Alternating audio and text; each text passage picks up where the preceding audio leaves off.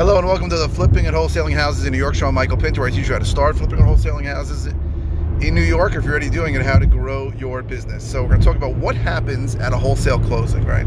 I assume some people know what happens at a purchase closing or a sale closing. Those are typical if you're buying something or if you're selling something. But we're going to talk about what happens at a wholesale closing. So a couple of things. First of all, where does it take place? So, if you watch people who teach us in other states, it's going to take place at the title company. In New York, it's going to take place in an attorney's office. So in general, it takes place in a seller's attorney's office.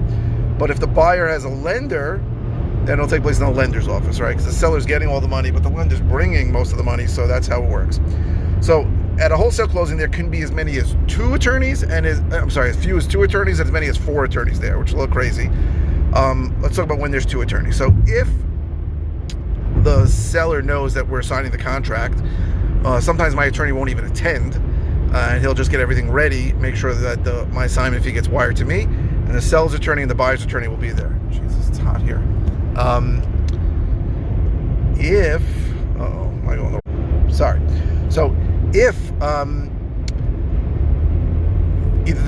the seller's attorney doesn't know that we're signing the contract, then my attorney will attend. And if the buyer, the assignee, is getting a hard money loan, then there will be a lender's attorney there too. So there'll be 4 attorneys: seller, me in the middle, buyer's attorney, and then a lender's attorney, which is crazy. 4 attorneys all getting paid thousands of dollars to be at one closing.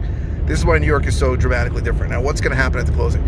The title company is there really to provide a service. Just make sure that clean title is being conveyed, that there's no liens, that if there's any mortgages or liens, that they get paid off at the closing. They're also checking taxes, making sure that taxes are paid up to date. Any taxes due in the near future get paid also. And the seller's attorney is making sure that they get all the money that they're contractually obligated to. My attorney is there to make sure that I get my assignment fee. The buyer's attorney is there to make sure that all the money that they are supposed to pay, including my fee, gets paid to the seller.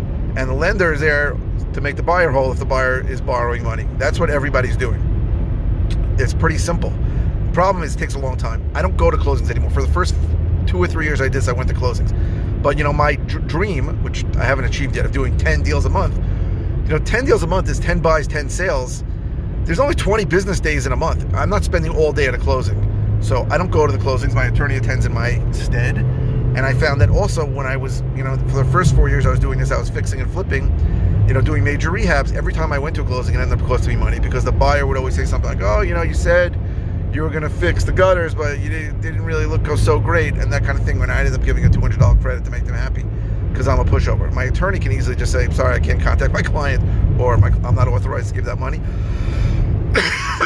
And usually that's going to be fine. So I don't attend closings. I don't recommend that anybody attends closings if you have a significant business. If you think about it, if you're doing any kind of decent amount of time, a closing should take an hour, but a closing can take like 5 or 6 hours if there's any kind of problem, right? If they can't get information, a tax contingent, which means an update to see if the taxes were paid.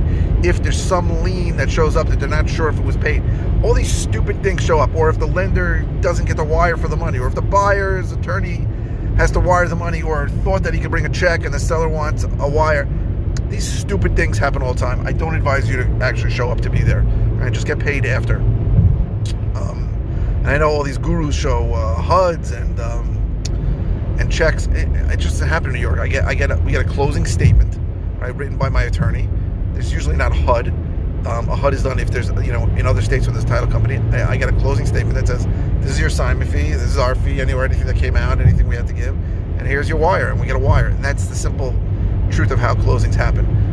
Much easier than sitting there and waiting 4 hours for, somebody to get an original death certificate or something crazy like that. So I don't recommend you go to closings. Maybe go to one if you're starting. It's your first big deal. You want to see how it goes. But if you're doing a fix and flip, I really recommend you don't go, like I said, because all these little things come up.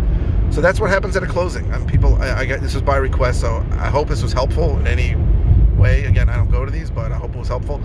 This came by request. If you want ways that I can help you in your business, go to howtoflipnewyork.com. If you're watching on YouTube, please subscribe. If you like these videos, please click like. And thank you very, very much for watching. Keep the comments coming. Any suggestions, any topics you want me to cover, thank you.